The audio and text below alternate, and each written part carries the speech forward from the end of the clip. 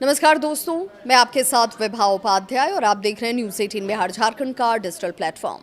नेपाल इस समय गंभीर सांप्रदायिक तनाव का सामना कर रहा है। सुनसुरी जो ज़िला है उसके एक छोटे से विवाद ने अब बड़े हिंसक रूप को धारण कर लिया है। कई जिलों में कर्फ्यू लगा दिए गए हैं। नेपाल पुलिस, एपीएफ और नेपाली सेना को हाई अलर्ट पर रखा गया है, जबकि सड़क और रेल यातायात इस वक्त प्रभावित नजर आते हैं। आखिर ये हिंसा कैसे शुरू हुई, किन किन इलाकों तक ये फैल चुकी है और नेपाल सरकार पर सवाल क्यों उठ रहे हैं, पूरी रिपोर्ट के जरिए जानकारी हम आपको दें। ये पूरा मामला नेपाल के सुनसरी जिले की देवानगंज गांव पालिका के कप्तानगंज इलाके से शुरू होता है। रिपोर्ट के मुताबिक दो समुदायों के धार्मिक कार्यक्रमों के दौरान विवाद शुरू हुआ। कुछ मीडिया रिपोर्ट्स भी कहती है कि कांवड़ यात्रा के दौरान लाउडस्पीकर और धार्मिक झंडों को लेकर तनाव बढ़ा और बाद में ये हिंसक रूप में बदल गया। स्थिति बिगड़ने पर पुलिस ने भीड़ को नियंत्रित करने के लिए बल प्रयोग किया और गोलीबारी की घटनाएं भी सामने आई। इसके बाद हिंसा जो है वो सुनसरी से निकलकर मध्य प्रदेश के सिरहा, धनुषा, परसा और सप्तरी सहित कई जिलों तक फैल गई। कई स्थानों पर आगजनी होती है, तोड़फोड़ होती है, पथराव और लूटपाट की घटनाओं की भी खबरें सामने आ गई।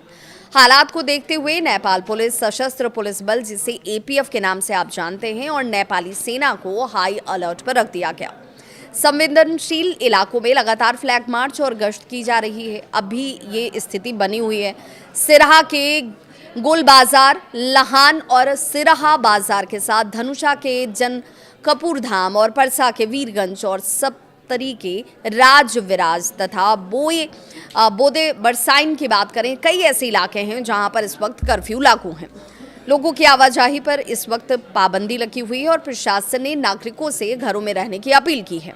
इस हिंसा में कई लोगों के घायल होने की भी खबर है। विभिन्न रिपोर्ट्स में ये कहा गया कि मृतकों की संख्या अलग अलग हो सकती है। कुछ रिपोर्ट जो कहती हैं वो कहती हैं कि कम से कम जो जानकारी इस वक्त सामने आ रही है उस अनुरूप में एक शख्स की मौत हुई है, जबकि अन्य कई रिपोर्ट्स ऐसे कहते हैं कि कई लोग इसके दौरान उनको लेकर जान माल का नुकसान उठाना पड़ा है। हालांकि आधिकारिक आंकड़ों की पुष्टि होने तक अंतिम संख्या स्पष्ट नहीं होगी।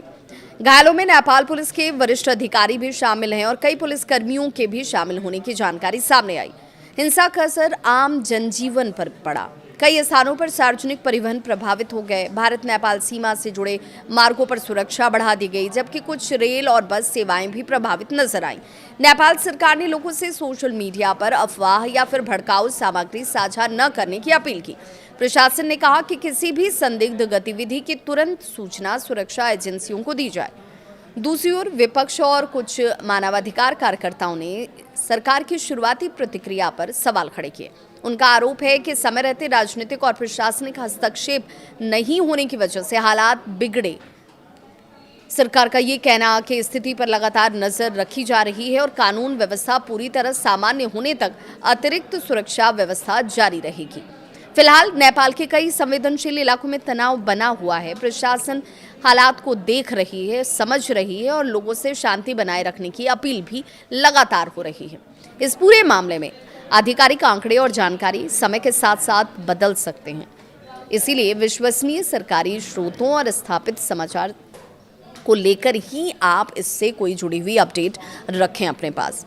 अगर आपको ये वीडियो जानकारीपूर्ण लगती है तो वीडियो को ज़रूर लाइक करें।